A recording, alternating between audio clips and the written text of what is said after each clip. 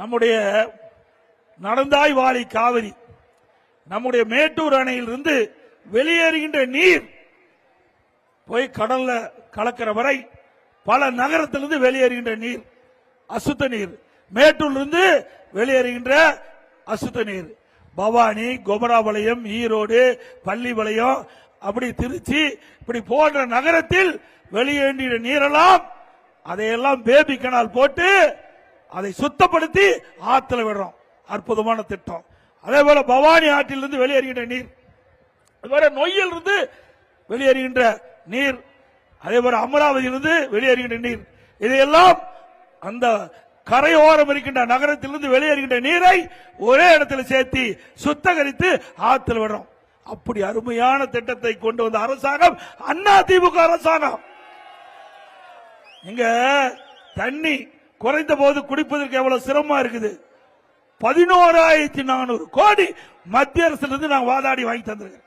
11,400 கோடி மத்திய அரசு, மாநில அரசு இந்த திட்டத்தை நிறைவேற்ற இருக்குது.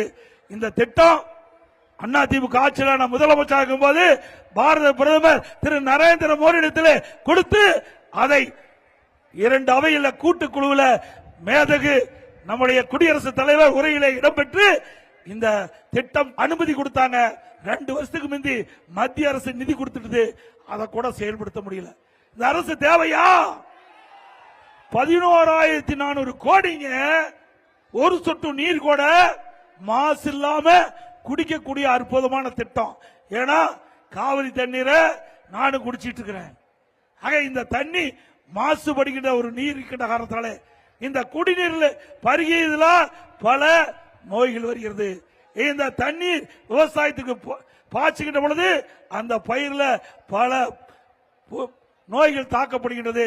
இதையெல்லாம் பாதுகாக்க வேண்டும் என்ற அடிப்படையில் நானும் ஒரு விவசாயி என்ற அடிப்படையில் நீர் மாசுபடக்கூடாது, சுத்தமான நீர் மக்களுக்கு வழங்க வேண்டும் என்று காவிரி நடந்தாய் வாழி காவிரி அந்த திட்டத்தை கொண்டு நிறைவேற்றுகிறோம்.